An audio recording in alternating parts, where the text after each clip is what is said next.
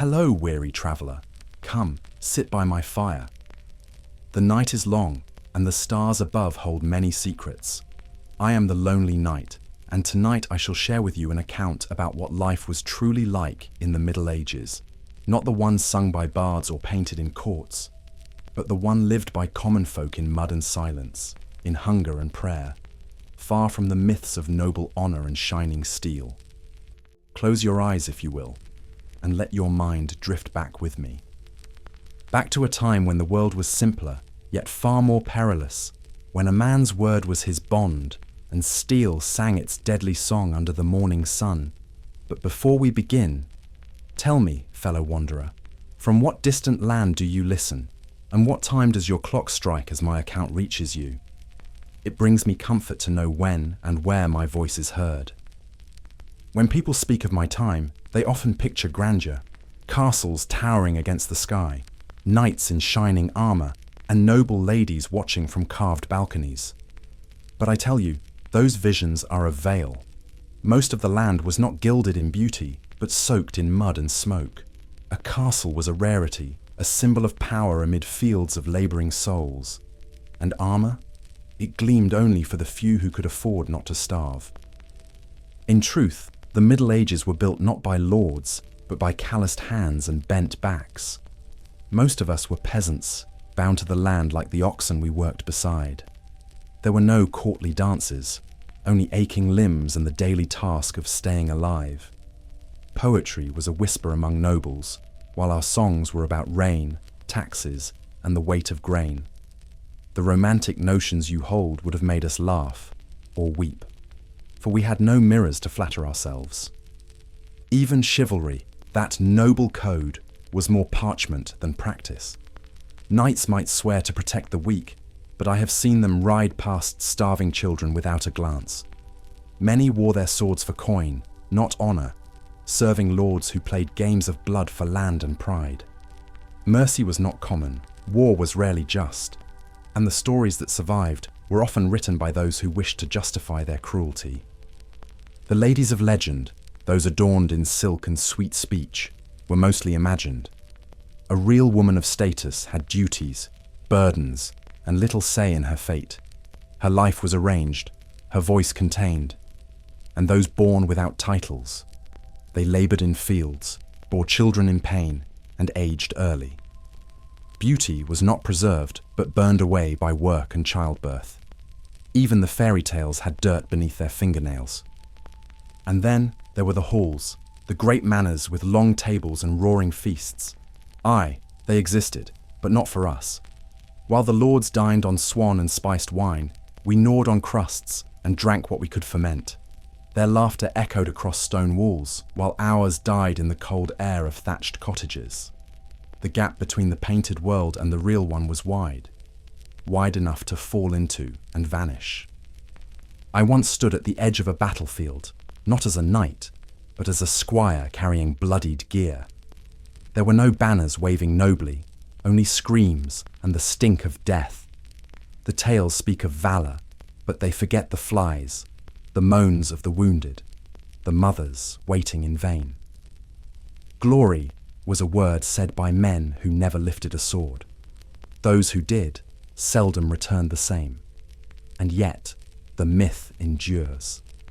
Perhaps because it soothes the sting of truth. Perhaps because the human soul longs for beauty, even if it's drawn upon ashes. But if you wish to know what the Middle Ages were, do not look to tapestries or songs. Look to the dirt, the silence, the broken teeth, and the hungry eyes. There you will find us, the forgotten many. Still, we endured. And that, perhaps, is where the real romance lies. Not in battles or silk, but in surviving the weight of each day with quiet strength. That is the story I carry in my bones. That is the truth I share tonight, as the fire crackles low and the stars bear witness once more. In my youth, I often shared a straw mat with my brothers, the firelight flickering on our sleeping faces. Walls, if we had them, were thin, made of wattle and daub, easy for wind and sound to pass through. Privacy was not a word we knew, nor a luxury we expected. Life was lived in full view of others, from birth to death. We dressed beside each other, ate from the same bowl, and died in the same room. Solitude was rare and, truth be told, sometimes feared. A household of 10 might sleep in one room, mother, father, children, and sometimes even animals for warmth. In winter, pigs or goats might share the floor, their breath rising with ours in the cold. The smells mingled, but no one complained. It was the scent of survival. Secrets had no place in that world. What you did among others. Even shame was shared. Modesty bent its knee to necessity. When nature called, there was no retreat. A bucket in the corner, a ditch outside, or a communal latrine sufficed. We did not turn away, we turned our heads. Some villages had cesspits, others relied on the river, letting the current carry waste away. But even that river served to wash clothes and draw water, a contradiction that we simply accepted. Cleanliness was not privacy, it was negotiation with filth. In noble halls, there were garderobes, small stone chambers jutting from the wall, with holes leading down into the wind. They gave a sense of separation, but no true isolation. Servants still passed by, and the stench crept beneath the doors. A man might retreat there for thought, but never for silence. Even the castles echoed with footsteps and whispers. Stone carried sound just as surely as wood did. Confession, too, was public in its own way. We knelt in the open, before priest and peers, speaking sins that echoed in ears not meant to hear. Guilt was communal, sin was declared aloud, and redemption came with the rustle of robes and murmured prayers. There was no veil between you and your neighbor. Your flaws were known, but so were theirs, and that in time bred a strange kind of mercy. Marriages were arranged in public, witnessed by all. Births were assisted by village women who gathered in clusters, speaking blessings and biting rags. Even death, especially death, was a shared moment. The dying were surrounded, watched, prayed over. There was no final breath taken alone. It was heard, remembered, and recounted. A man's passing belonged to the community, not just his soul. Today, I hear of doors that lock and chambers set apart, of men and women who eat in silence and sleep alone by choice. I wonder at such separation. For all its discomfort, our closeness gave us something, a knowledge of each other's breath and burden. We belonged to one another, whether we liked it or not, and in that, there was strange comfort. You were never unseen. So as I sit here now, beside this fire, alone under the stars, I confess that part of me misses that nearness. Not the noise or the smells, but the knowing. The simple truth that someone was always beside you, not watching, but simply being. In a world with no privacy, we learned to carry each other's silence. Baths were rare in my time, not for lack of water, but for fear of it. Many believed that warm water opened the pores, making the body vulnerable to sickness. A soak was thought to invite death, not cleanse life. We washed with cloths, if at all, or wiped ourselves with vinegar and herbs. To be too clean was to be suspicious, even vain. Dirt, oddly enough, was seen as a shield. A full bath was an event, not a routine. You'd heat the water over fire, pour it into a wooden tub, and use it until it cooled, or until the last soul stepped in. Families often shared the same bath water, eldest to youngest, cleanest to dirtiest. By the end, the water told stories of the day. Soap was rare, often made from animal fat and ash. It stung the skin more than it soothed. The nobility sometimes bathed more often, but even they feared the cost. A physician might warn against too much washing, saying it disrupted humors or unbalanced the body. Some monasteries allowed ritual cleansing, but even monks limited it to special days. Pilgrims went unwashed for weeks, wearing their filth like armor. Cleanliness was spiritual, not physical. To stink was to live as most did. Teeth were left to themselves. There were no brushes, no paste. A twig might serve, chewed and frayed to scrape away the grit. Some used cloth, some salt, some wine to rinse, but pain was common. Breath reeked, teeth darkened, and abscesses festered in silence. Still we endured. Hardened bread helped, as did lack of sugar, but time spared no mouth. Many prayed more for relief from toothache than from war. Hair, too, was a struggle. Lice were expected, not a matter of shame, but of daily life. Combs made of bone or wood were treasured, passed down like relics. A good comb could soothe the scalp and reveal the little invaders hiding within. Women plaited their hair to keep it neat. Men often shaved their crowns in service or faith. Hats hid much, veils more. Clean hair was rare, admired, and envied. Clothes were brushed, not washed. Washing risked shrinking wool, warping cloth, or simply freezing stiff in the cold. We beat garments with sticks, hung them in smoke to mask the smell, or rubbed them with earth. Laundry was hard labour, and often done near rivers, exposed to weather and prying eyes. If you owned 2 tunics, you were blessed. Most wore the same every day until it frayed or fell apart. And yet, amidst this grime, we managed a kind of grace. We smelled of life, of work, of fire, of soil and skin. There was no perfume but rosemary tucked into sleeves, no cologne but sweat dried beneath the sun. Our standards were different, not absent. Beauty was not in the polish, but in resilience. To look clean was less important than to endure the filth with dignity.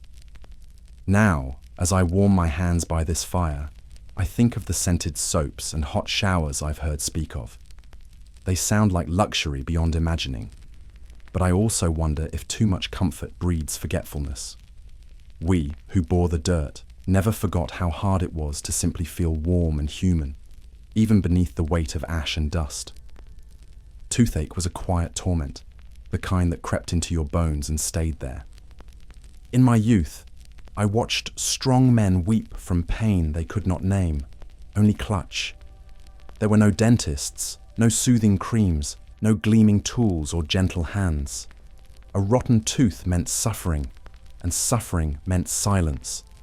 We bore it as we bore hunger and cold, with clenched jaws and tightened hearts. You did not speak of it, you simply endured. In truth, we fared better than some might expect. At first, our food was coarse and sugar was rare. Honey sweetened only the feasts of the fortunate. Bread was hard, sometimes near stone, and chewing it helped scrape away decay. Meat came salted or smoked, not coated in syrup. For a time, this spared us the rapid rot that plagues mouths today. But time has a way of winning. Always. There were those who tried to help. The village wise woman might offer herbs or a clove to numb the ache. Vinegar and wine were poured onto aching gums, more in hope than certainty. Some prayed over the pain, others sang to forget it. If desperation set in, the tooth was pulled by a blacksmith, a friend, or a brave fool. No tools, no mercy, just strength, grit, and a rag to bite. I remember one such moment, a lad barely 16, brave as any knight. His cheek had swollen, red and angry like fire under the skin. The pain drove him mad with fever. We laid him down, held him still, and prayed. The tooth came out with a cry that silenced the birds. Blood stained his chin for days, but he survived. Many did not. Infection was a shadow that lingered long after. Gums bled often, breath turned foul, and yet we smiled when we could, because a crooked grin was better than none at all. A missing tooth told a story, of age, of hardship, of survival. No one expected pearly rows. We measured health in hands that could still work, and voices that still sang. Vanity had little place in a world where life itself was the true treasure. Among nobles, things were no better. They feasted on sweets and meats, and drank wines without end. Their mouths decayed faster, though they masked the stench with herbs and perfumes. A courtier might flash a jeweled smile, but beneath it lay rot and ruin. Even kings winced in secret. Gold did not protect the teeth, only hide the truth behind scented silk. Today I hear of brushes with bristles, and pastes that taste of mint, of medicine that heals in moments. It sounds like alchemy to me. Strange and wonderful. But I wonder if, in escaping the pain, one also forgets its lessons. We lived with our aches. We named them. We feared them. And somehow, we grew close to one another through shared discomfort. So as I sit here now, beside this gentle fire, I remember not just the pain, but the strength it revealed. To smile through decay, to laugh through pain. That was our way. Not because we were brave, but because we had no choice. And sometimes, that made us braver still. In my time, we did not change our garments with the passing of the sun. What we wore by day, we often wore by night, and again the day after. Clothes were not fashion. They were survival. A tunic was a possession to be mended, patched, and guarded. Most of us owned but one or two, and if you saw a man in clean linen, you knew he was either wealthy or recently baptized. Cloth was coin, and few could afford to lose it. Wool was the fabric of the common folk, warm, durable, and scratchy. In winter, it clung to our skin, trapping both heat and scent. In summer, it grew heavy with sweat, yet we wore it still. Undergarments, if we had them, were precious things. Linen, softer and finer, was for the few. A peasant might inherit his father's shirt, not as a keepsake, but as necessity. Clothes were not expression. They were armor against cold and judgment alike. Washing garments was a task we feared. A river might swallow a tunic whole, or the cold might freeze it stiff on the line. Soap was rare and harsh. It could strip the oils from wool and leave it brittle. We beat our clothes with paddles, scrubbed them with ash and sand, and prayed they would hold. Some avoided washing altogether, relying on smoke to mask odor. A cloak steeped in hearthfire was more acceptable than one made freshly clean but threadbare. The colors we wore spoke of our place. Browns, greys, and dull greens marked the peasant. Bright dyes were costly, blues from woad, reds from madder or cochineal. If a man walked in scarlet, you knew his hands hadn't touched the plough. Black was for the clergy, white for the holy, and gold for those who would never know the ache of hunger. My garments were humble, but they told my truth, a life of service, not splendor. Shoes were a luxury. Some walked barefoot through mud and frost alike, the soles of their feet hardened like old leather. Those with shoes often passed them down, even if they didn't fit. A cobbler might stretch or stuff them, but comfort was never promised. Boots for a night were treasured, but I've seen them wear through in battle, filled with blood and soil. And still we marched. Children wore smaller versions of what their parents did, if anything at all. In summer, the littlest ones ran naked, free and laughing. In winter, we swaddled them in whatever rags we could spare. There was no shame in lack, only in waste. To own 3 tunics was to be envied. To own 4 was to tempt theft. We stitched until the cloth gave out, and even then, we turned it into patches. On feast days, we might wear our best, not new, just less stained. A belt of braided cord, a brooch of pewter, a clean headscarf. These were treasures, kept in chests, protected from moth and mildew. Weddings, holy days, or market fairs were moments to show what little splendor we had. But even then, the dust followed us. A clean man did not stay clean for long. Now, as I sit here with my cloak wrapped tight, I recall the feel of wool against skin, the scent of smoke caught in every thread. Our clothes were not just garments. They were companions, witnesses to joy, sorrow, and sweat. We lived in them, died in them, and were often buried in them. They held our shape long after we were gone. The first thing you'd notice in any village was the scent. not of bread or flowers, but of life in its rawest form. Smoke from hearths mixed with the stench of manure, unwashed bodies, and spoiled food. The air was thick, especially in summer, when heat stirred the rot in ditches and animal pens. Chickens scratched near chamber pots, and pigs rooted beside refuse heaps. The smell did not disgust us, it defined us. It was the perfume of survival. Every step you took crunched on straw, dung, or crushed herbs laid down to mask the filth. Waste flowed through open gutters, sometimes called kennels, winding past homes like lazy streams of decay. Dogs wandered freely, scavenging scraps and spreading fleas. Rats thrived in that world, bold, fat, and familiar. We coexisted with them, as we did with every creeping thing. Our noses adapted. You learned to breathe shallow and smile through it. But the village was not silent. It hummed. No, it clattered. Hammers rang from the blacksmith's forge, hens clucked, oxen bellowed, and church bells tolled with slow authority. Children shrieked in play, men shouted across fields, and mothers sang lullabies in the dark. Even at night, there was noise.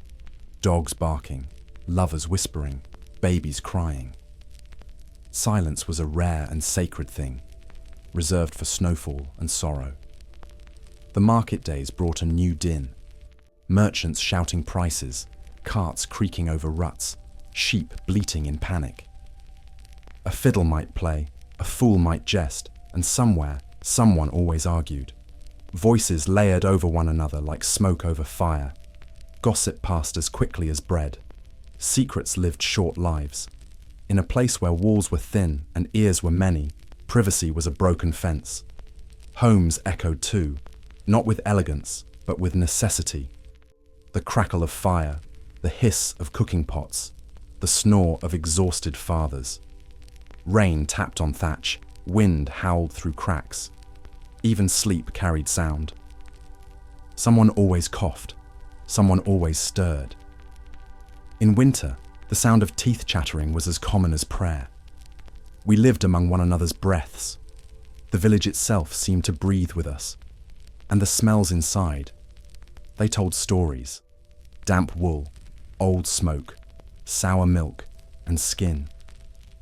Herbs hung from rafters to mask the worst, but nothing could banish it fully. When someone baked, the scent of rye or barley lifted spirits, briefly, but it was quickly overpowered by wet boots and boiling cabbage.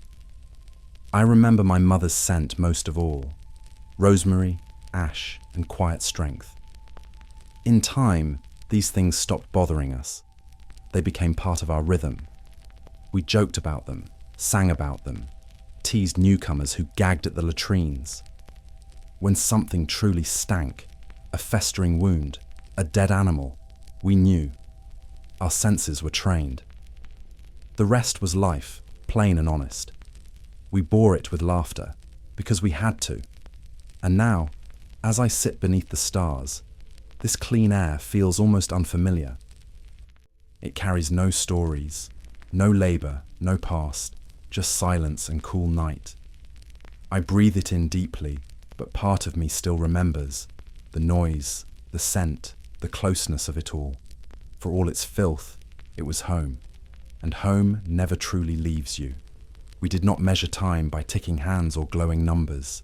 Time, in my day, was a thing you felt, in the sun's arc, the tolling of bells, the aching of bones. The rooster's cry marked dawn, not some clock on a wall. Midday came with the bell for sext, and night with the hush that followed compline.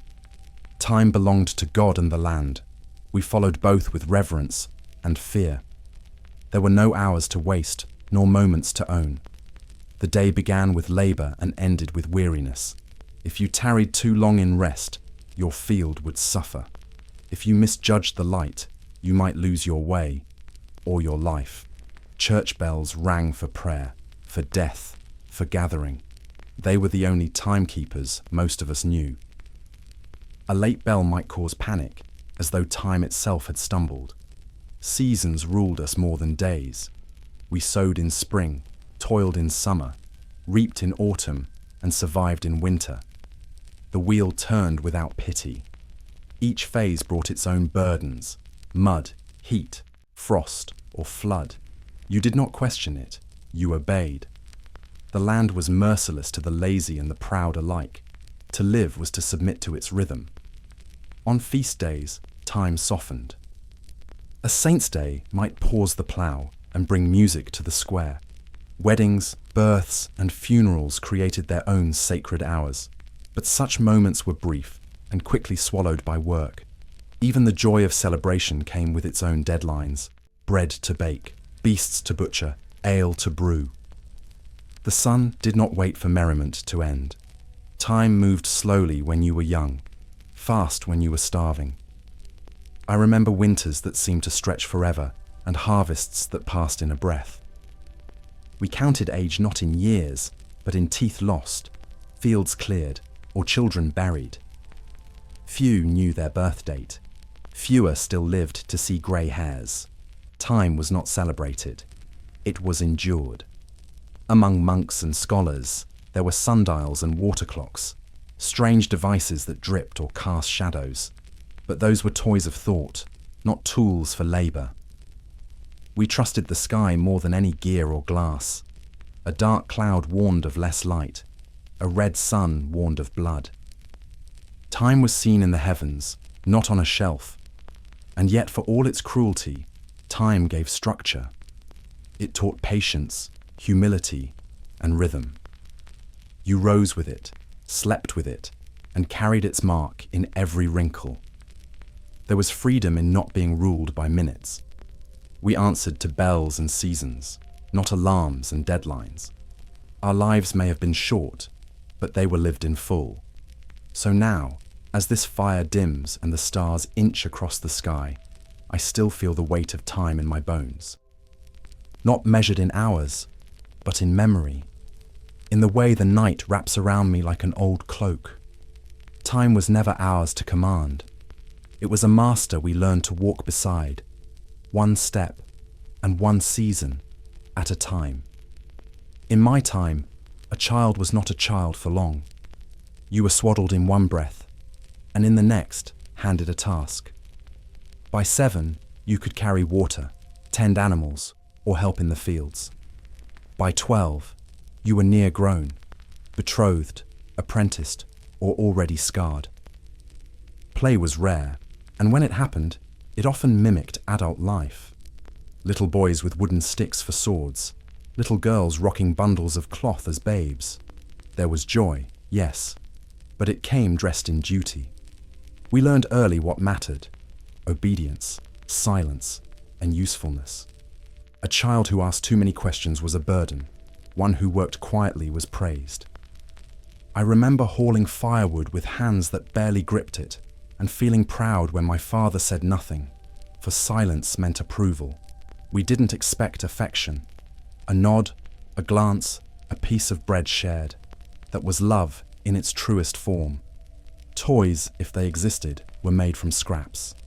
A carved animal, a rag doll, a hoop of bent wood. We cherished them, not because they were many, but because they were ours.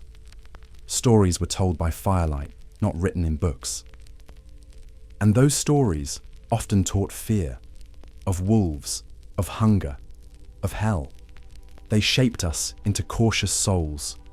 Childhood was not a time apart. It was simply the first chapter of work and worry. Girls learned to sew, to knead, to bear pain with quiet breath. Boys learned to strike, to carry, to keep secrets. Some children never left the cradle, taken by fever, by famine, by fate. We did not weep long. Life demanded movement. Grief was carried, not cured. You learned early to keep walking, even when your feet bled. Childhood did not end with age, it ended with loss. Among nobles, it was different in form, but not in weight. Sons trained for war or managed land. Daughters were groomed for alliance.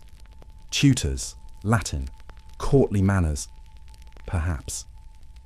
But still the same pressure, the same lack of choice. A noble child might sleep on feathers instead of straw, but the expectations were no lighter. Privilege wore its own chain. I recall one boy, a blacksmith's son, who used to whistle while he worked. It annoyed his father, who called it foolishness. One day, the boy stopped, not from punishment, but from understanding. He grew silent, and I never heard that whistle again. That was the moment, I believe, his childhood ended. Not with a blow, but with surrender. Even in laughter, we sensed the approaching weight. The world did not wait for us to grow strong. It simply demanded strength. So we learned to bend like saplings in the wind, not knowing if we'd ever stand straight. Childhood was not a garden. It was a path through thorns. But even there, we found wonder in the way frost glittered on hay, or a mother's hand brushed a curl from a brow. Now, as this fire warms my knees and the night deepens, I think of all the children who never knew they were children, myself among them.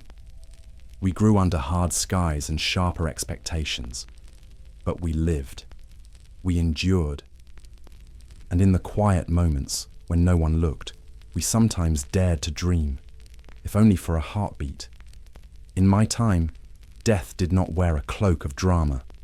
It crept in through splinters, through shallow cuts and mild coughs. A simple scratch from a rusty nail could fester, blacken, and end a life within days.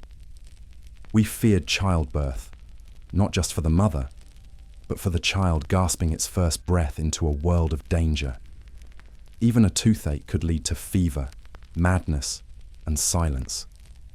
There were no small wounds, only slow deaths. Medicine was more prayer than science. We spoke of humours, blood, phlegm, black and yellow bile, and believed that imbalance brought illness. A barber might bleed you with a knife to cure a fever. A priest might sprinkle holy water to calm your lungs. We trusted in relics, saints, and signs in the sky. Healing came from above, or not at all. And if the stars warned of sickness, we listened and waited. Wounds were dressed with cloth soaked in wine, or packed with herbs we barely understood. Infection smelled sweet at first, then turned sour, then silent. We knew the scent of death before we saw its face. Poultices of onion, honey, or dung were tried with desperate hope. Some recovered, many did not. There was no hospital, no medicine that could promise more than chance. Coughs were feared, not ignored. A child with a tight chest might not see the next moon. Pox disfigured faces took vision, took breath. Rashes could mean plague or simple rash. We often couldn't tell. And when the great pestilence came, it took without mercy. Whole villages emptied. Graves could not be dug fast enough. I saw more than one family buried together, their names lost beneath shared earth. Even noblemen with their physicians and tinctures could not escape. A prince died as easily as a shepherd. Gold did not keep the blood clean, nor did silk hold back fever. We all feared the same touch on our shoulder, that sudden shiver, the weakness in the knees, the heat that would not break. Death had no preference. It came as it pleased. Midwives and herb women were our healers, though many were later called witches. They knew what plants calmed pain or slowed a bleeding womb, but they also knew their place, beneath suspicion, between hope and fear. Their work was sacred, but fragile. One mistake, and they might be accused of causing the very illness they fought. I've seen it. Mercy twisted into menace. Today I hear of powders that stop pain and potions that heal wounds in days. Strange bottles that hold life inside. It sounds like sorcery to my ears. Kind sorcery, if such a thing exists. But I wonder if, in that comfort, one forgets the fragility we once knew. We respected life more, perhaps, because we knew how easily it slipped away. And so, as I sit with firelight flickering across my hands, I remember not just those who died, but those who cared for them. The whispered prayers, the cool cloth on the brow, the holding of a hand until it stilled.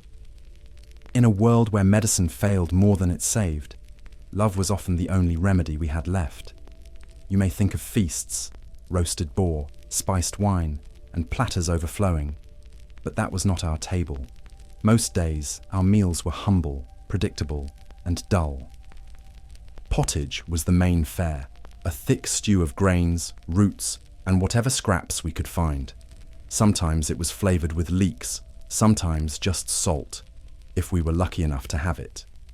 Bread, coarse and dark, accompanied everything. It filled the belly, not the heart. Meat was rare, a blessing for saints' days or weddings. When we did have it, it was usually salted, smoked, or boiled beyond flavor. A single hen could feed a family, but only on the holiest days. Eggs, too, were gathered sparingly. Hens were more valuable alive. Most of the year, our meals followed the harvest: cabbage in spring, beans in summer, turnips in autumn. Winter was harder. Root cellars echoed with emptiness. Breakfast, if taken at all, was a crust and ale. Dinner was the main meal, taken around noon when work paused briefly. Supper was light, perhaps some leftover pottage or stale bread softened in broth. There were no spices for us, no exotic goods from distant shores. Those were for merchants and kings. Our flavors were earthy, bitter, familiar. Hunger made them taste like home. We used trenchers, stale bread used as plates, which soaked up broth and were then eaten, if not given to dogs. Wooden spoons, shared cups, no forks. Clean hands were a courtesy, not a rule. Children ate what they could snatch. The elderly ate last, unless respected. There was order at the table, but no luxury. And yet, every bite mattered. Every crumb had meaning. Milk was from goats or cows, often soured into cheese before it could spoil. Water was rarely trusted, unless from a clean spring. Ale, weak and warm, was safer. Even children drank it. Fermented apple cider and small beer sustained us through drought and plague. We did not toast or drink for pleasure. We drank to live. Some households grew herbs, parsley, sage, mint, more for health than taste. A sprinkle here or there, a balm for the tongue or the belly. But nothing broke the monotony. Day after day, bowl after bowl. We did not complain. To complain was to tempt scarcity. A full stomach was a quiet blessing. I remember the smell of boiling onions, the feel of rough bread in hand, the long silence that came before the meal.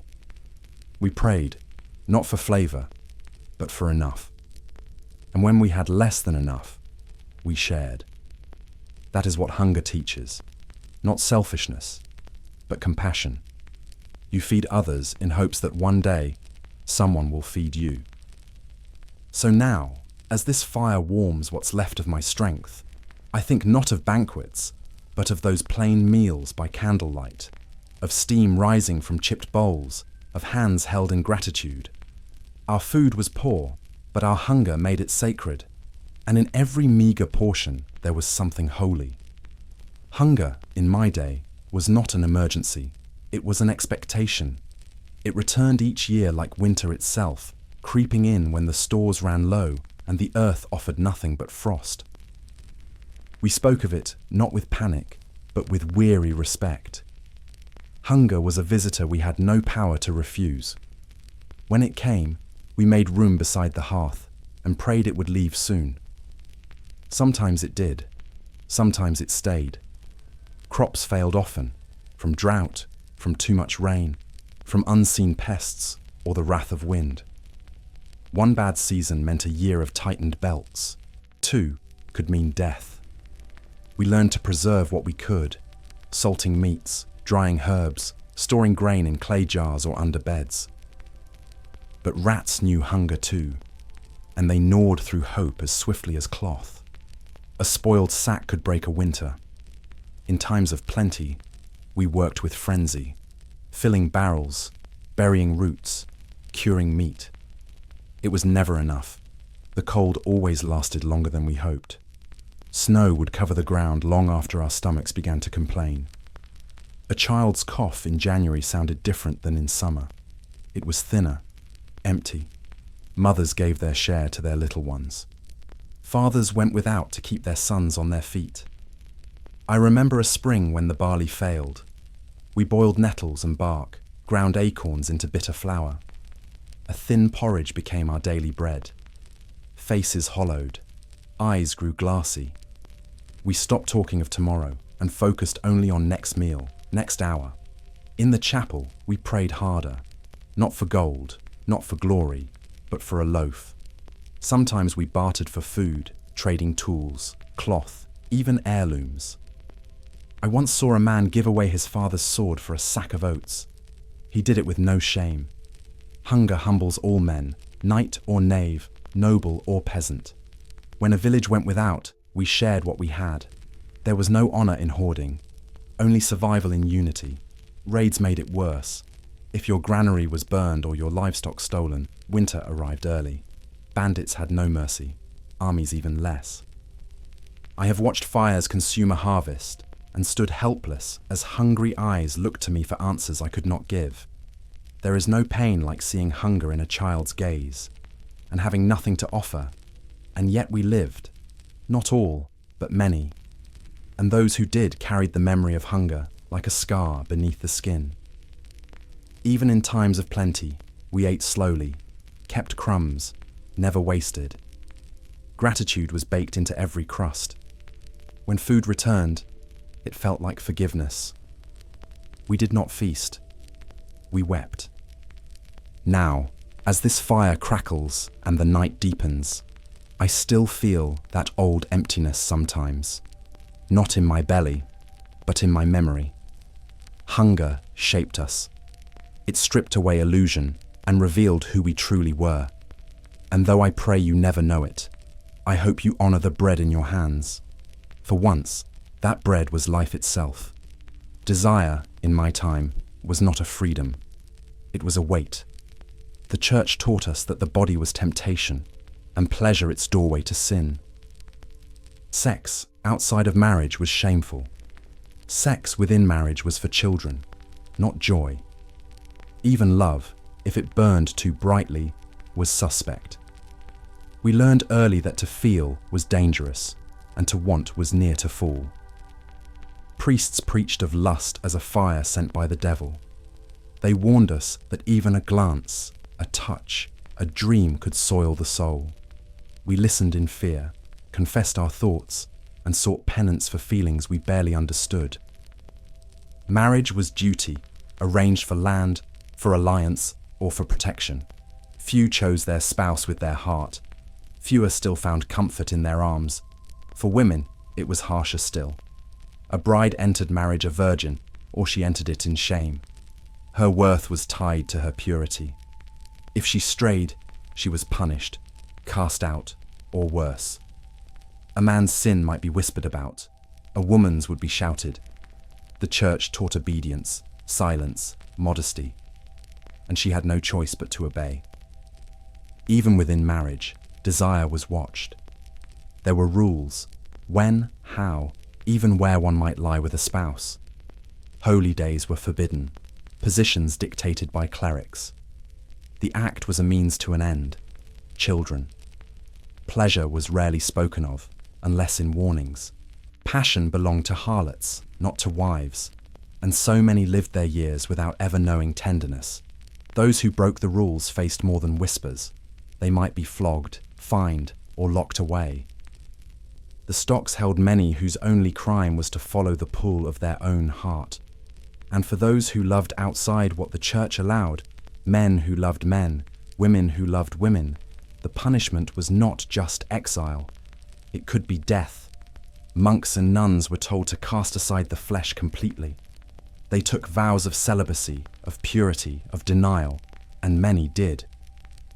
But I have known some who suffered in silence, who wept in the night, not for lust, but for the ache of touch, of closeness, of simply being held. The soul, they said, was strong, but the body remembered. Still, behind closed doors, desire lived. In secret kisses, in hurried embraces, in letters hidden beneath floorboards. We were human. The church might chain our acts, but not our hearts. And though many bore guilt, many also bore love, quiet, defiant, and true. That love-lit candles the church could never snuff. Now, as I sit beneath the stars, far from sermon and sanction, I wonder what might have been if we had been taught to honor love instead of fear it. To cherish pleasure as part of creation, not a step away from grace. But I do not mourn, I remember, and I offer this truth. Even in chains, the heart found ways to beat freely. Justice, in my time, was swift, public, and cruel. It was not blind, it stared with open eyes and punished to be seen. A man caught stealing a loaf might lose a hand. A woman accused of gossip could be caged and dunked in a freezing river. Fines were for the rich. For the poor, there were stocks, whips, and rope. Punishment was not correction, it was spectacle. I have seen men hanged for crimes they did not commit, and worse, tortured into confession. There were no lawyers for peasants. The Lord's word was law, and the church's word stood higher still. If the priest or bailiff pointed at you, the village often followed. Justice was a matter of status, not truth. The gallows rose in the square as both warning and entertainment. Trials were strange rituals, more about signs than facts. A woman might be weighed against the Bible to prove her innocence, or forced to grasp a red-hot iron to see if God would spare her hand. If she healed cleanly, she was free. If not, she was guilty. We called it trial by ordeal. But often, it was simply a slow march toward doom. Execution days were like market days. People gathered. Children climbed onto barrels. Vendors sold pies. A thief's hanging drew a crowd. A traitor's beheading even more. Sometimes they burned people, witches, heretics, or those the church feared. The air would fill with smoke and silence, and then soon after, with chatter and song again. Life continued, always. Those in power used punishment to keep fear alive. A lord who flayed a poacher made sure his tenants spoke of it for weeks. The stocks were rarely empty. They kept the streets busy. Shame was as effective as pain. A beggar might be whipped through the village with a sign hung round his neck, not because it helped him, but to remind the rest to stay in their place. I once saw a man have his ears cut for lying. He screamed, yes, but what I remember most is how he tried to smile afterward, as if to say he had not been broken. He wrapped his head in cloth and went back to his field the next day. That was justice too, the kind that wounds and leaves you standing, a warning carved in flesh. Still, there were moments of mercy. A priest who shielded a wayward girl, a lord who spared a desperate thief. These were rare, but remembered. They gave hope that justice might one day be more than fear. But we never expected fairness. We prayed for luck, silence, and invisibility. To be forgotten was sometimes the best protection. And now, by this fire, I think of those whose names were lost beneath the weight of law. Those punished not for evil, but for being poor, or loud, or simply born in the wrong place. The wheel of justice turned without oil, grinding bone and hope alike. We lived beneath it, not trusting it, but surviving it. Hell was not just a place. It was a shadow that walked beside us. From our first breath, we were taught to fear it. The priests spoke of flames, demons, and endless torment. We saw paintings of souls writhing in fire, mouths frozen in screams. It was not a metaphor, it was a certainty. And every action, every thought, was measured against that burning abyss. Sin was everywhere. To lie, to covet, to doubt, even in silence, risked eternal punishment. Lust, pride, sloth. We learned the names of our enemies. The church taught us that even laughter could be sinful if done in excess. Even love could become idolatry. We did not live freely. We lived cautiously, with heads bowed and hearts trembling. Guilt was the air we breathed. Confession was our only relief. We knelt, we whispered, we wept. And then we prayed that God believed us. A missed confession meant carrying sin like a stone in the soul. Death could come at any time, and if it came with unspoken sin, the path led straight to hell. That fear lived deep in the chest, a cold knot that never quite unraveled.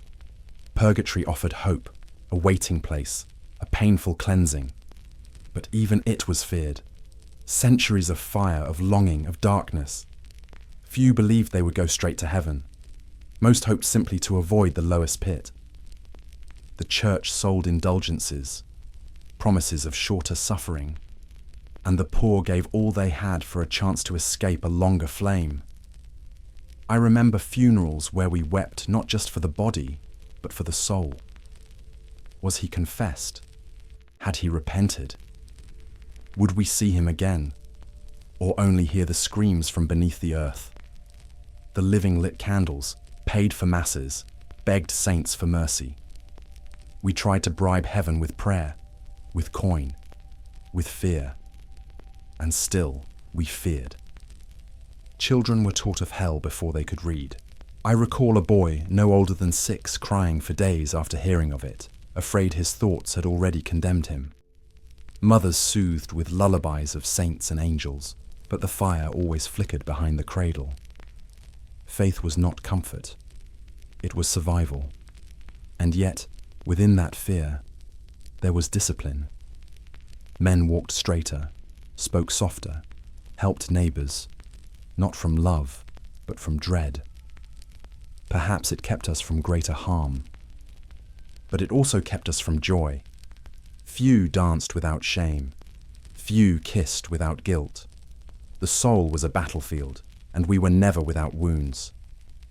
Now, under these stars and beside this quiet flame, I no longer tremble at the thought of fire. I have seen too much of life's own hells to be frightened by paintings, but I still whisper old prayers just in case. The fear may fade, but the echoes remain. And in those echoes, I still hear the chants of penance, the tolling bells, the long shadow of judgment. The women of my time bore the world's weight in silence. They were not praised, not remembered, not listened to, yet without them, nothing would have stood. A woman was first her father's possession, then her husband's, or if neither, the church's. Her path was set before she could speak it. Her will bent to others. Her voice was quieted before it learned to rise.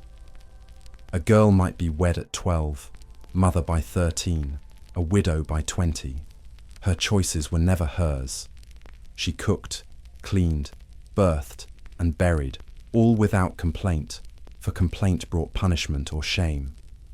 Education was rare, reserved for nuns, or the daughters of noblemen. But even queens were pawns on a board, moved by men. Their crowns were gilded cages. In the village, a woman's work never ended. She tended children, animals, gardens, and the hearth. She spun wool, brewed ale, baked bread, and cared for the sick. In winter, she mended endlessly by candlelight. In summer, she rose with the sun. Her hands were always in motion, wrinkled, cracked, unadorned. Her reward was survival. That, and nothing more. If a woman stepped beyond her bounds, spoke too boldly, laughed too freely, wore color too bright, she was watched. If she healed with herbs, she risked being named a witch. If she walked alone at night, rumors followed. Protection did not come easily. Even piety could not always shield her. For men feared a woman with too much mind. Childbirth was her trial, often her death. With no midwife, no medicine, only prayer and blood, she brought life into the world and often paid with her own. I have held the hand of a dying mother and seen the guilt in the eyes of a child too young to understand. It was a pain passed down like inheritance. The cradle was both hope and grave. Some found safety in the church, nuns who served, taught and prayed. They escaped marriage, but not labor, Convents had rules, silence, and discipline. Yet within those walls, some found learning, even authority. Abbesses ruled lands and guided souls. But even then, their power was a candle beside the torch of any man. And yet, women endured.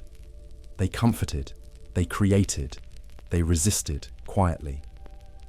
I remember a woman who fed a whole village through a harsh winter, baking by night so no one would see.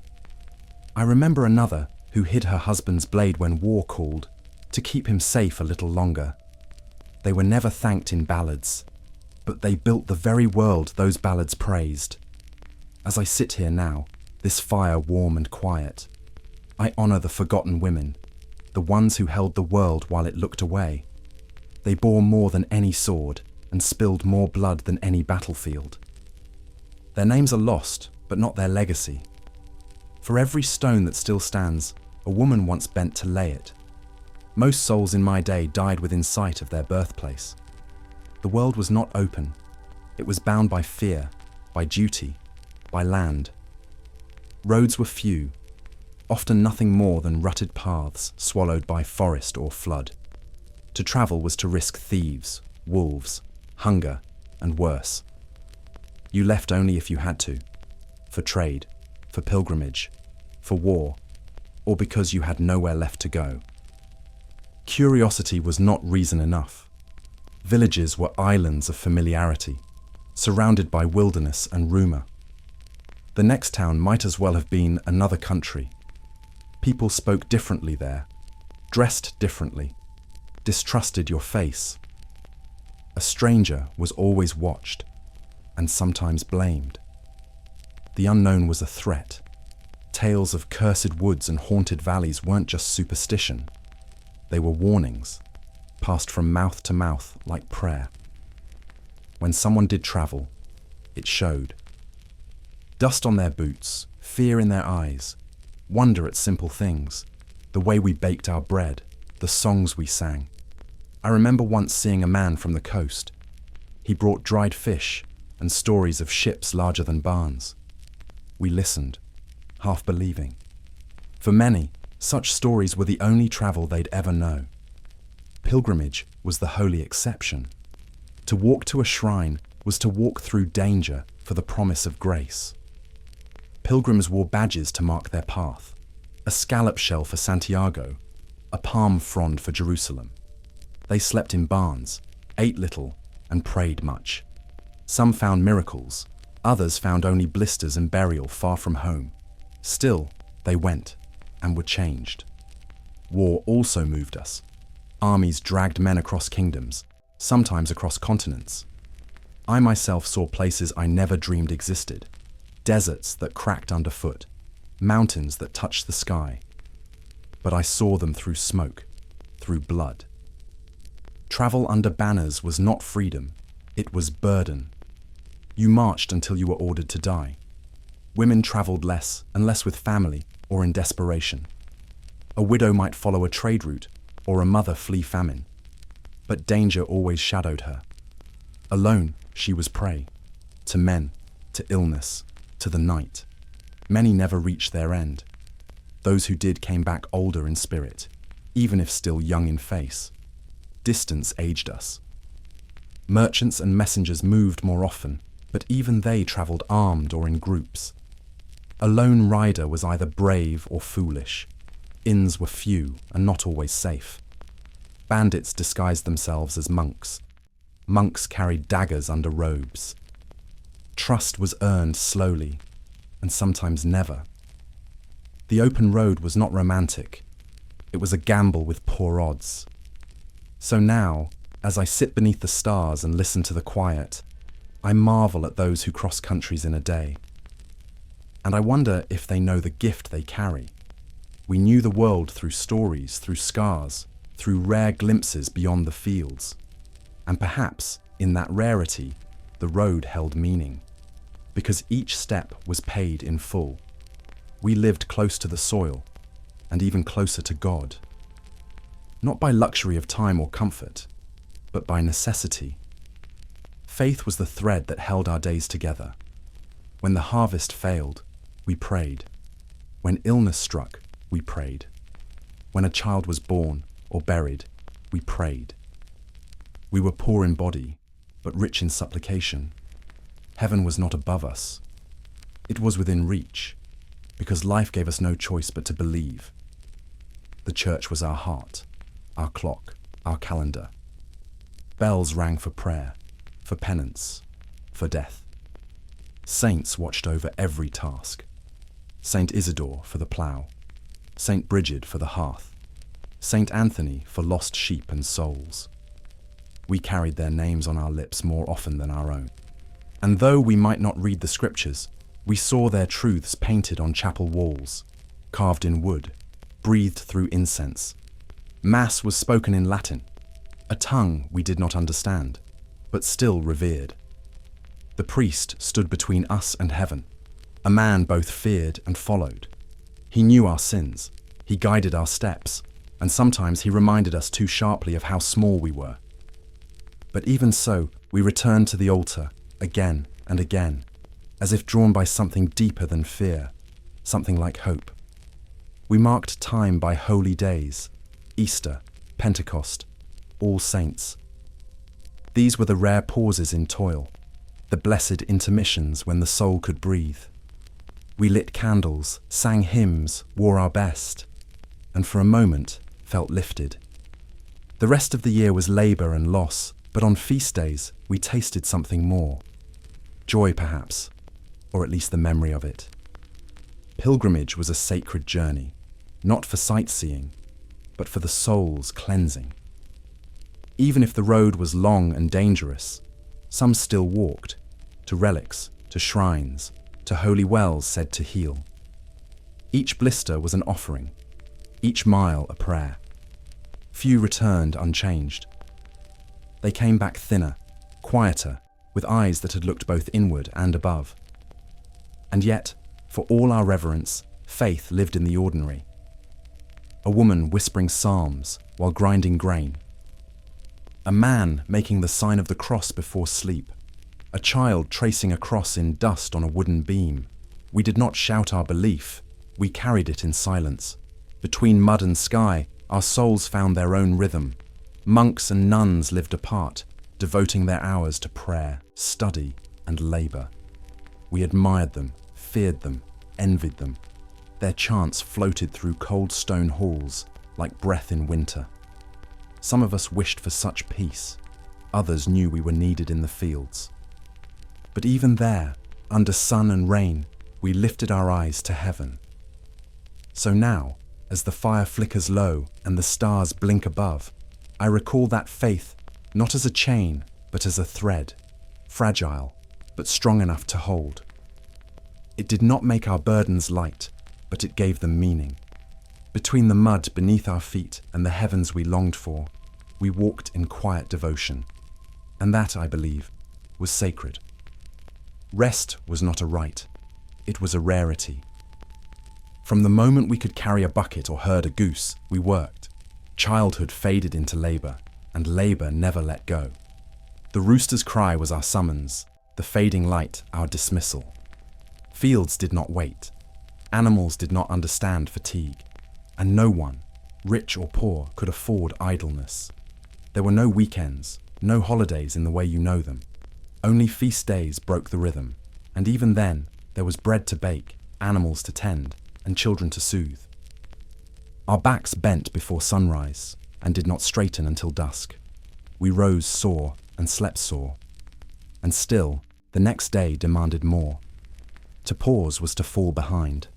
Men worked the land, ploughing, sowing, harvesting, chopping wood. Women worked the home, grinding, spinning, cooking, mending, carrying water. And sometimes they did both. The burden did not shift. It grew. Old age offered no relief. A man of 60 was rare, and if he lived that long, he still pulled weeds with trembling hands. Tools were simple, often handmade. A hoe, a sickle, a spade. Each one worn smooth by calloused fingers. Blisters became scars. Fingers stiffened with cold and split from repetition. I still feel the ache in my bones, though the tools are long gone. The land gives, yes, but it demands everything first. Sweat was the true tithe. Even in towns, labour never slept. Cobblers stitched by candlelight. Bakers rose in darkness. Blacksmiths sweated through every season. The bellows roared louder than birdsong. Apprentices learned by pain, by repetition, by obedience. They earned their bread with blood and patience. There were no shortcuts, only tasks, done again and again, until they shaped both craft and character. Illness did not excuse us. A fevered man still had mouths to feed. A limping mother still stirred the pot. If you fell, someone took your place, or the task went undone. And sometimes, that undone task meant ruin. We did not rest because the world would not pause for us. And so we kept moving, even when our bodies begged otherwise. But there was pride in labour, a field well tilled, a garment well stitched, a loaf well baked. These were triumphs. No applause followed, only the quiet satisfaction that someone would eat, would wear, would live another day. Our work was not for glory, it was for survival. And in that survival, we found meaning. So here I sit now, by this fire that needs no tending, and I remember the rhythm of days too full to hold dreams. We did not chase ease, we chased harvest, shelter, warmth. And though rest was stolen from us more often than given, when it did come, even for a moment, it felt like grace itself. War was the hum beneath everything, a noise that never quite faded. Even in seasons of peace, the threat lingered like smoke on the wind.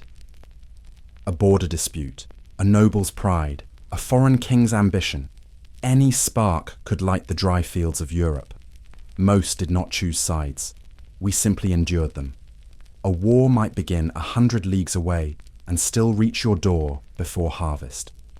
I have marched beneath banners and heard the clash of sword on shield, but I have also seen war in quieter forms. A missing son, a burned granary, a village emptied of men. Sometimes no battle came, just the fear of it, strong enough to spoil the milk and keep the fields untended. The sound of distant hooves could silence a square in seconds. Fear was a common soldier in every home. When war arrived, it did not knock. It broke down doors, trampled crops, took livestock, and left ash. Soldiers, even those who claimed nobility, took what they needed: food, warmth, women. Laws meant little in the shadow of a sword. The strongest survived. The rest were told to be grateful they still had breath. I've seen mothers feed strangers with trembling hands, praying their daughters would be spared. Not all war was foreign. Lords fought their neighbours as often as distant enemies. One disputed field could lead to a week of bloodshed. Castles were stormed not by heroes, but by starving men with nothing to lose. We peasants, caught in the middle, learned to serve whoever carried the sword that day. Allegiance shifted with the wind. Loyalty was less important than survival. The church spoke of holy war, of crusades and sacred duty. Some believed, and many bled. I saw men return from the east gaunt and silent, carrying crosses carved into their skin. They had fought for salvation, but came back haunted. War does not purify, it stains, and no holy cause can wash the blood from your hands. Still, boys dreamed of glory. I was once one of them. I polished a wooden sword, imagined honor, imagined fame. But war teaches quickly. It does not wait for dreams. I learned more from fear than from training, and more from watching friends fall than from any sermon on courage. You do not return from war unchanged, if you return at all. Some made a living from it, mercenaries who fought for coin, not cause. They were feared, for they answered only to their own hunger. I've eaten beside them, shared water and silence. They did not boast. The true veterans speak little. War lives in their posture, in their hollow eyes, in the way they never sleep soundly. And now, in the quiet of this fire, I still hear the drumbeat of distant campaigns. The fields are calm, but my soul remembers. Not just the battles, but the waiting, the hunger, the endless tension. War was not a tale. It was a constant sky under which we lived, grey, heavy, and always threatening rain. We did not ask why. We asked what sign preceded it.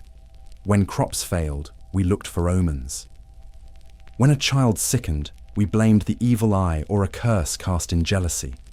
Illness, storms, infertility, all had meanings beyond nature. We lived not by science, but by fear, wrapped in ritual. The world was full of unseen forces, and we were their trembling servants.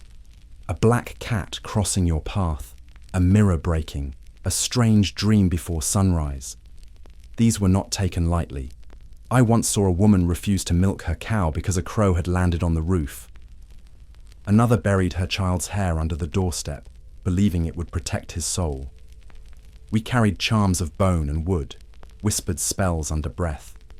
We trusted in saints, but also in shadows. Witches were feared and hunted. Sometimes they were wise women, midwives, or simply old and alone.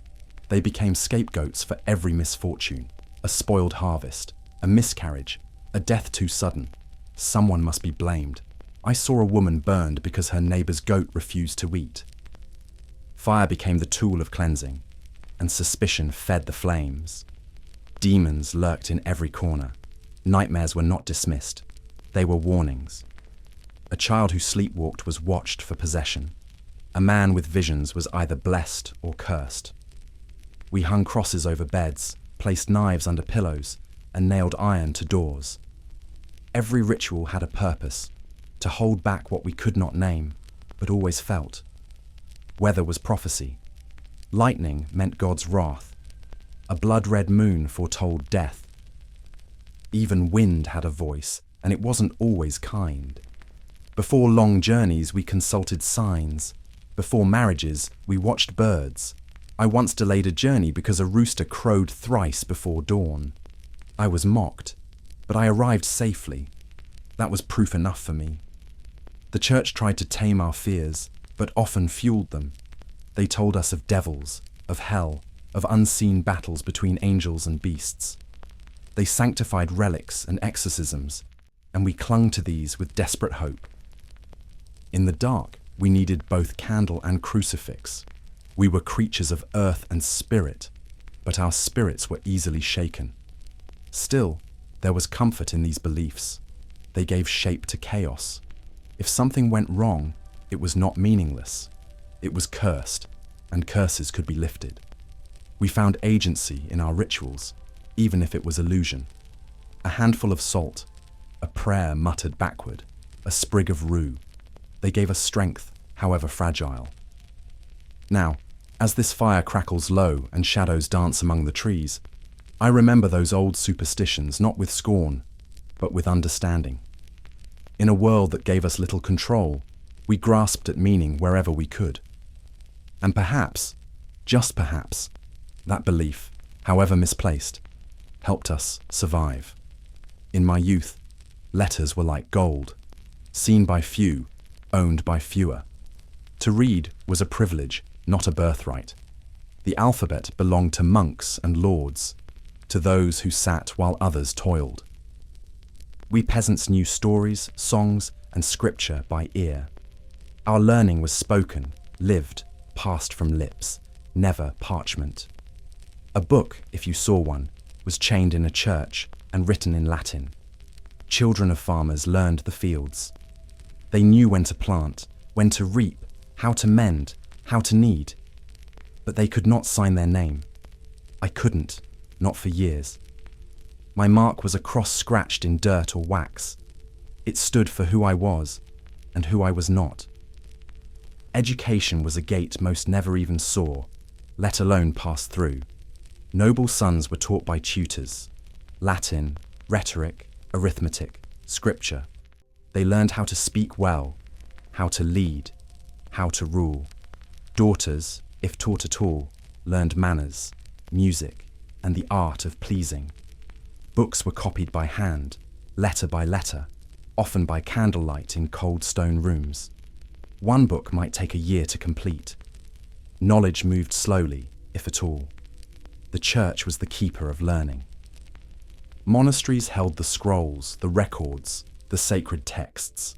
Monks read to understand God, not the world.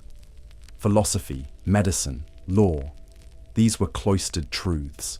Even if you wished to learn, there was nowhere to go. No village school, no teacher for the poor. The mind, like the body, labored in darkness. I once met a friar who believed even the lowborn should read. He taught me my first letters beneath a tree, tracing words into the dust. He risked much to do so. Not all in the church agreed.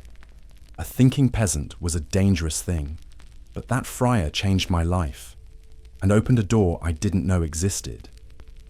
Among the guilds, some apprentices learned to keep accounts. Merchants taught their sons to count coin and sign ledgers. But it was utility, not wisdom. True education, the kind that questioned, that explored, was locked behind walls of stone and status. We were told to trust those who knew more, and so we obeyed without understanding. Still, knowledge found cracks. We listened to travelers, memorized sermons, shared tales by firelight. Wisdom lived in old hands and wrinkled brows, a grandmother's recipe, a shepherd's sky, a blacksmith's silent math. Not all learning comes from books, but oh, how different the world might have been if the books had been open to all. So now, as I sit beneath these stars, I honor not just the learned, but the longing, the hunger for words, for understanding, for a voice in a world that rarely listened. Education was not denied to us because we couldn't learn, but because we might. And in that silence, many minds went unheard. If a thought was not blessed by the church, it was feared. Knowledge in my time flowed through holy hands, guarded, filtered, and reshaped to fit doctrine. The Bible was read only in Latin, and only by those permitted to hold it. To question a priest was to question God, and to question God was heresy. Truth was not sought, it was delivered. Books lived in monasteries, locked away or chained to stone. They were copied by monks, their margins full of ink and prayer. Pages took weeks to produce, illuminated letters, painted saints, beauty wrapped around obedience, philosophy, astronomy, medicine, all seen through sacred eyes. You could learn only what did not threaten belief, and belief meant control. Ideas born outside the church were called dangerous, even if they cured illness or explained the stars. A man who said the earth moved was mocked, or worse, a healer who used herbs without blessing was a witch. Curiosity itself was suspect. The safest mind was the silent one. I saw men burn not for evil, but for asking the wrong question. The church feared what it could not shape, so it reshaped everything. The body was sinful. Desire was weakness. The earth was a place of trial, not wonder. Even the stars were not stars, but signs. We were taught to look up not with awe, but with guilt. And so the mind, like the soul, was trained to kneel. Yet within those walls, there was also beauty. Music that echoed through cold chapels, words that soothed, candlelight on scripture. Faith gave meaning, and some monks did try to share what they learned, quietly, gently. But they too had boundaries. The chain was not just around the book, it was around the heart. I remember one man, a scholar in robes, who told me that knowledge was like fire. Warm, bright, but dangerous if left unguarded. Some truths, he said, are not for all eyes. I disagreed, though I did not say so, for I had already seen what happened to those who spoke too freely. Fire may warm, but it also consumes. Still, cracks formed. Ideas travelled on traders' wagons, on the lips of exiles, in whispers in dark corners. Some books were hidden beneath floorboards. Some minds refused to bow. And slowly, truth began to trickle through the stone. But many died before the flood could begin. Now, As I watch this fire flicker in silence, I think of all that was kept from us, not to protect us, but to keep us obedient. The church held the keys to knowledge not out of love, but out of fear. And still, some of us learned to pick the lock, with patience, with questions, with quiet, stubborn faith. We did not run from death. We lived beside it. It was in the fields, in the cradles, in the corners of every home. A cough could become a farewell. A cut could be a sentence. We did not ask if someone would die young, but when. And when the bell tolled, we did not wonder why. We simply bowed our heads. Children died often, in sleep, in fever, in childbirth with their mothers. I've seen graves dug shallow for bodies still small, wrapped in the same cloth that once swaddled them. There were no promises, only prayers. We loved with full hearts, knowing loss could arrive before morning. Tears were not rare. They were expected, like rain in spring. The dead were laid out in the home. We watched them in silence, lit candles, whispered psalms. Neighbors came, not with polished words, but with bread and presents. Mourning was not hidden. Grief walked openly. A man weeping in the street drew no shame. For tomorrow it might be his wife, his brother, his child beneath the shroud. Funerals were simple. The body wrapped, the priest called, the earth opened. There were no grand eulogies, only the shared weight of another name lost to time. We buried the dead close, in churchyards or fields. Some stones marked them, but many were forgotten, save in memory and in song. Their faces lived on in resemblance, in stories told by firelight. War took many, so did hunger, so did cold winters and damp walls, but even peace held death in its hands. A woman might vanish in childbirth, a man might fall from a roof, a child might not wake. We did not speak of fairness, only fate. And when fate came, we met it not with rebellion, but with prayer and the strength to keep moving. And yet, there was beauty in that nearness. We did not hide from death, we honored it. We cleaned the bodies, kissed their brows, spoke their names aloud. Death was not a stranger. It was a part of the rhythm, the cycle, the great wheel we all turned upon. Fearful, yes, but also familiar. In death, we recognized our common bond. I recall holding a dying friend's hand as he whispered his final confession. He asked for no miracle, only that we remember him kindly. We did. For years, his name warmed us like wine. That is the power of presence, of seeing someone off, not with denial, but with love. We did not let the dead vanish unnoticed. And so tonight, as this fire burns low and the stars stretch quiet above us, I think of those I've lost, and of how many more you may still hold. Do not fear death, traveler. But do not forget him either. He has always walked among us, and sometimes knowing that makes us live more deeply, more truly, while we still can. You might think we were always solemn, bowed by burden, softened by prayer, but I tell you, we laughed, not in spite of the misery, but because of it. Humor was our rebellion, our breath, our shield. When life gave us little else, it gave us the absurd, and we learned to smile, even with empty bellies and bleeding feet. Our jokes were sharp and simple. We mocked lords behind their backs and priests behind their robes. We sang songs about lazy monks and greedy bishops, about cursed cows and drunken millers. Nothing was sacred when it came to survival. Laughter lightened the plough, softened the night, gave warmth when the fire was low. And sometimes, laughter was all we had. Even in funerals, a jest might rise.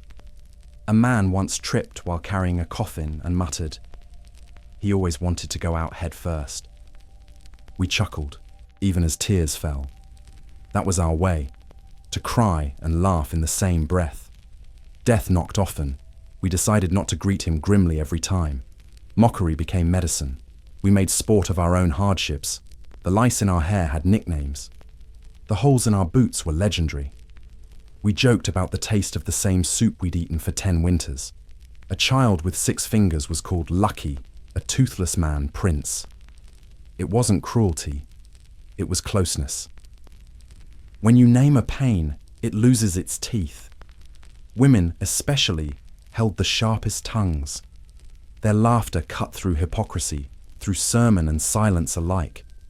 Around the fire, they traded rhymes about men who snored, who drank too much, who forgot their vows. They were storytellers, fierce and funny. I've seen a room of men silenced by a single woman's smirk and a well-placed word. Even the church could not extinguish our humour, though it tried. We laughed in Latin without knowing the grammar. We drew lewd pictures on the margins of Bibles, little beasts chasing monks. They called it sin. We called it life. If God gave us sorrow, we believed he also gave us laughter to endure it. And the travelling jesters, they were treasured. Ragged, clever, and fearless, they danced from village to village with songs that exposed the world's foolishness. They reminded us that the mighty fall, that dignity is a costume, and that truth often wears a crooked smile. We welcomed them like saints. So now, as I sit here beneath these stars, I remember not just the weight of those years, but the laughter that slipped through the cracks. A peasant's joke could be as holy as a prayer, for in the sound of shared laughter, even for a breath, we were free. And sometimes, that freedom was the only thing we had. History remembers kings, popes, warriors, those whose names were carved in stone. But I have walked beside others, the silent ones, the unseen ones. A mother who bled into the earth beside her stillborn child. A shepherd boy who never spoke, but sang to the stars. A widow who lived 40 winters alone, lighting candles no one ever saw. Their names were not written, but I remember them. The true shape of the Middle Ages lives not in chronicles, but in calloused hands and tired eyes. The scribes did not record the woman who shared her last crust. They did not write of the man who taught his daughter to read, even though he could not. They forgot the girl who hid her brother during the raid, and the boy who cried because he'd never seen the sea. These were the stories we carried in silence. Women especially were buried in forgetfulness. Their labour, their wisdom, their suffering, passed from womb to womb, never ink to page. They birthed us, fed us, clothed us, tended to the sick and the dying, and yet the scrolls speak more of battle formations than lullabies. But I heard their songs. I watched their quiet defiance. And it is etched into me like a scar. The poor, too, vanished from record. A ploughman might work the same field his whole life and die unknown. A beggar might save a child from a flood and be forgotten the next week. And yet, their choices shaped our world as surely as any noble decree. They held the line between chaos and survival. They endured, they built, they bled. But the ink ran elsewhere. Even in the church, only the voices of scholars survived. But I remember the woman who prayed every morning at the same pew, whispering not Latin, but love. I remember the old monk who wept while copying the Psalms, because the candlelight reminded him of his dead brother's laugh. These were souls who held God not in debate, but in breath. The truth is, history was never written fairly. It favoured those with land, with titles, with scribes. But if you listened in the fields, by the fire, in the corner of the tavern, you heard the real stories. The ones made of broken dreams and soft triumphs. The ones that ended without notice, but not without meaning. Now, I sit here, one voice among many. I do not ask you to remember me. I ask you to remember them, the hands that never held a pen, the lips that never spoke to a throne, the hearts that beat and broke in silence. They were the breath of our age, and without them, there would be no history to tell. As the fire burns low and the stars stretch wide above us, I thank you, traveler, for listening, for honoring what the scrolls forgot. And if you carry anything from this night, let it be this: the world was built not by the loudest voices, but by those who whispered, labored, and loved, even when no one watched.